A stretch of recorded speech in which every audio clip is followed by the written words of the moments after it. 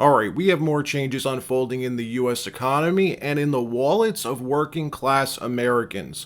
Changes that have markets completely repricing the full year outlook after yesterday's awful CPI print. A CPI print that brings us back 6 months basically. We're going to look at it. Also, what this means for working class people, working class Americans, as the BLS released more than just January's CPI print. Some stunning numbers that show where all of us actually are in the economic ladder. Have we made progress over the last few years, or are we in a much worse place right now? Well, I'll show you the numbers. It's pretty incredible. And betting odds just shifted dramatically overnight for when the first rate cut will happen. These odds, they change constantly, but major moves just happened, completely pricing out any rate cuts for the first half of 2024. So if you were thinking about refinancing your mortgage or buying a house even in the coming months, you're going to want to pay attention. But before we get started, thank you for liking and sharing these videos. It really helps me out. And consider subscribing to the channel so you don't miss these regular updates. So what the hell just happened? We've been hearing inflation's under control. The Fed has won. They tackled inflation back down to 2 or 3%. Well, not according to January's numbers. Prices across the board went up by a lot, by 0.3% month over month. That's headline inflation. Across the board, though, when you look at core inflation, stripping out food and energy, we're back to 0.4% for the month, not annualized, just for the month.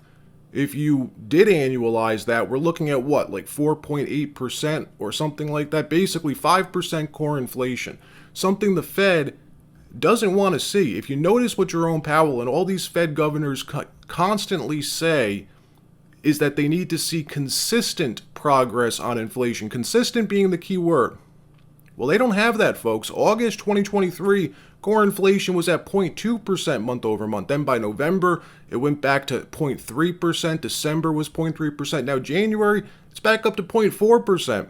So we're going up. We're going in the wrong direction. We're seeing consistent upward inflation. In the last 5 months, we went from 0.2 to 0.3. Now we're back to 0.4 month over month. Prices are moving the wrong way. They want 2% per year.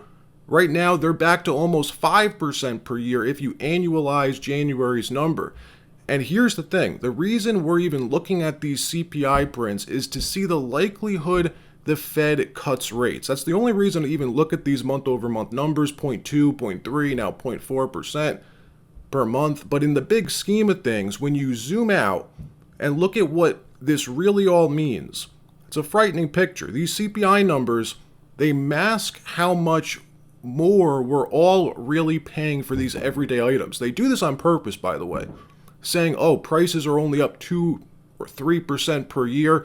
That doesn't mean that the Fed got prices back down. It doesn't mean prices are only 2 or 3% higher than where they were pre-pandemic. It means how much are prices increasing from 12 months ago. But remember, in 2021, we saw prices explode. The Great Reset happened. It reset everyday people behind in a big way. That's never been fixed. Look at this. The BLS put these numbers out yesterday with the CPI print, January 2021 to January 2024. In 3 years, overall prices are up 17.6%. That's overall. But when you drill down, since 2021, food is up 34%. That's your grocery bill, folks. Food prices up 34%. Energy up 33%. Electricity up 27%. Shelter up 18, 19%. Some items are up over 100% in the last 3 years. So when you read the paper or watch the news, don't be fooled by them saying inflation's at 3% per year or prices have come down since last year. It's a total scam. That's what they do. They use that language by saying last year. A good example of that is this clip from yesterday. Watch Biden's top economic advisor's response to this question. Listen carefully what she says. Watch this. But if our prices of food and shelter and insurance, basic costs of living, are stubbornly high and continue to rise, isn't that problematic? You know, the inflation has actually come down by 2/3. if you look at the price of a gallon of milk, a gallon of gas, a dozen eggs, those are all down over the last year.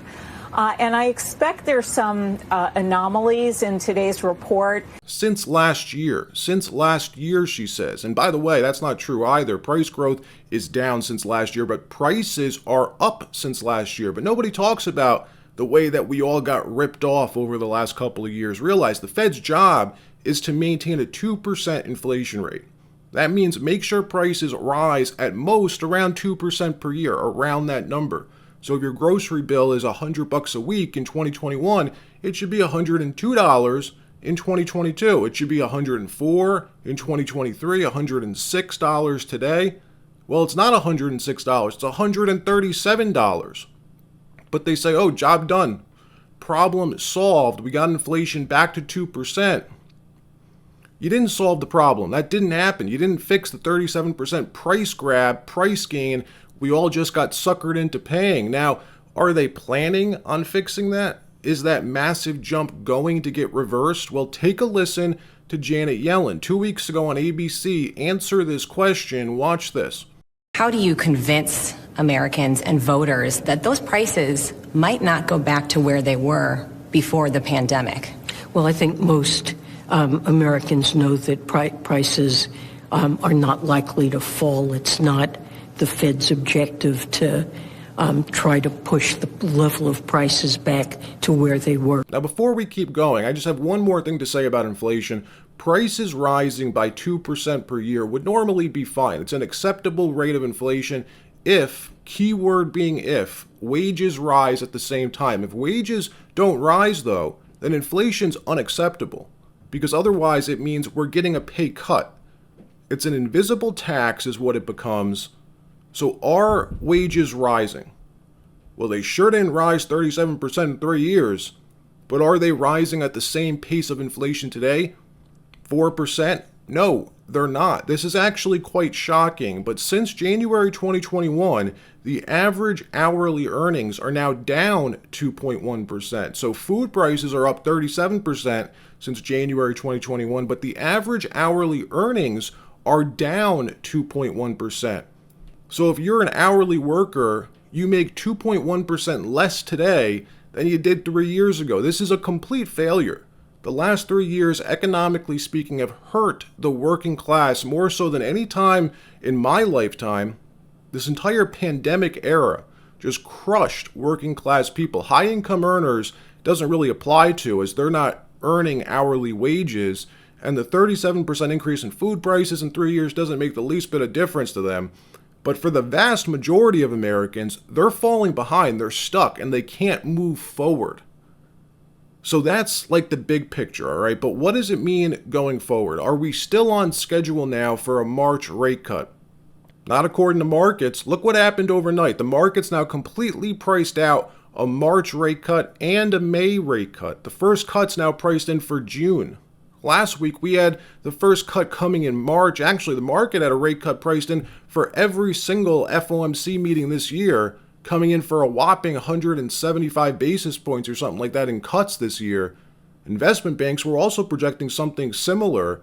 Well, that's all changed in a matter of 2 days. Both have now flipped their positions. Look at this, 92% chance the market says there won't be a cut in March, and 63% odds no cut in May. Still pricing in a June cut, though. At this point, we'll end the year with a 4.5% night rate. Now, is it likely to play out the way that the market's anticipating? No, it rarely ever does. The market's almost never right about predicting Fed policy action, but we have a problem here, a real genuine problem. The Federal Reserve is under pressure right now to start cutting rates. Election season has started, and the current administration wants lower interest rates. The president came out last month and publicly said so. We played the clip a day before the FOMC meeting, made a public statement about what he wants the Fed to do or not do, and they listened. They signaled cuts were coming, even though they're clearly not. Here's the thing, though. Inflation's sticky. It normally comes in waves, so it goes up, then it goes down, and everyone assumes it's under control before it pops right back up again. You could see this if you look at if you look at charts throughout history, how inflation works, it comes in these waves. That's what the Fed's worried about. And if you listen to what every Fed member says when they speak publicly, they always say they need to see consistent progress with inflation, consistent progress. Like we said a few minutes ago, we have the opposite happening right now. Core inflation went from 0.2 in August to 0.3 over the last couple months. Now in January, we're at 0.4%. Annualized 0.4% core inflation comes to almost 5% per year. The Fed can't cut rates at this level. That's the first problem. The second problem, though, is higher rates are squeezing capital investment in small businesses. The longer we have these higher rates, the more likely something breaks. We know how many corporate or commercial loans are resetting this year, 400% higher than last year. Many business owners have been hoping they'd see rates start falling this year. Also, the housing market can't rebound until mortgage rates fall. Well, again, same problem. So the Fed's in a bit of a pickle. They need to start cutting if they have any hope in achieving this soft landing. But every time inflation goes the wrong direction, the longer they need to keep rates elevated to save face, they have less chance. I personally still think the Fed's going to cut sooner than later. Interest expense is just too high. Treasury plans on selling another $10 trillion, by the way, trillion with a T, in treasuries this year. All of these treasury notes, bills, and bonds are going to be locked in at these higher rates unless the Fed starts cutting. That's a lot of money. It's an insane amount of money, interest expense that we're going to have to pay. They don't want to do that if they don't have to. Anyways, that's my take. All right, that wraps up this episode. Like, subscribe, and we'll see you next time.